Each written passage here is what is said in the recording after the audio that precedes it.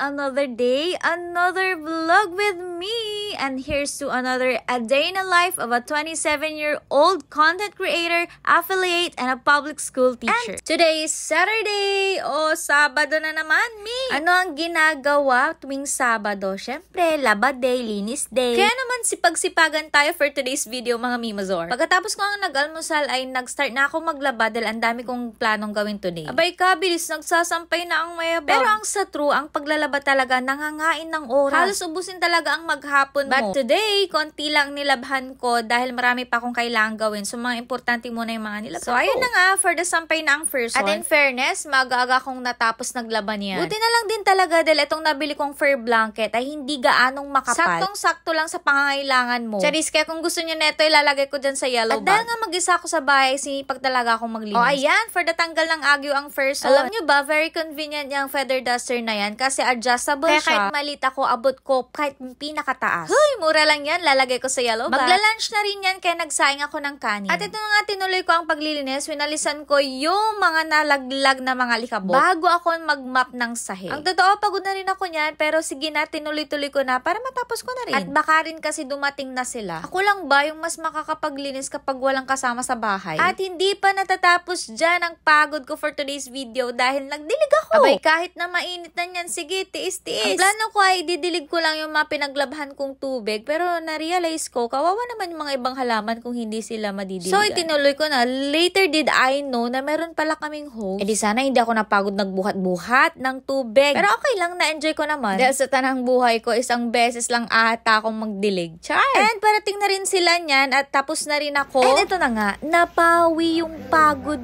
ko instantly. Paano ba naman yung pasalubong kong lunch, yung pang favorite ko? Kilawin lover kaya ito. Pero ibang version to ng kilawin kasi merong pipino. First time kong makatikim. Well, akala ko hindi maanghang dahil ilan lang nakita kong sili pero grabe. Nananapak sa anghang. At muntik na akong di makapagpigil. Muntik ko nang maubos, me. So ayun, nakarami tayo ng kain. Alam niyo ba, bukod sa mangga, isa din to sa paborito kong prutas, ang saging. Kahit anong saging yan. Aba naman, hindi natatapos ang gawaing bahay. At grabe, gabundok yung aking tupiin. Nag-decide ako na sa sala na lang ako magtupi kasi baka sa kwarto ay ihiga ako ng ihiga. So ayun, good decision. Natapos ko ng mabilis. Sarap kaya sa pakiramdam na ma-empty yung laundry basket mo. Pero naalala ko, 3 pala yung laundry basket ko. So ang dami pa rin talaga. At ito na nga, dahil Saturday ngayon, meron kaming choir practice mamayang gabi. Kaya naghanap na rin ako ng mga piyesa ko. Alas-3 na nga yan, mga Mimazor, at nakaramdam na talaga ako ng pagod. Kaya naman nag-decide ako na magpahinga at matulog na muna. Pero sa kalagitnaan ng tulog natin ay bigla na lang may tumawag ang JNT. Fast forward, gising na nga ako niyan kaya nagmerienda na ako nitong ice cream. Agree ba kayo na stress reliever itong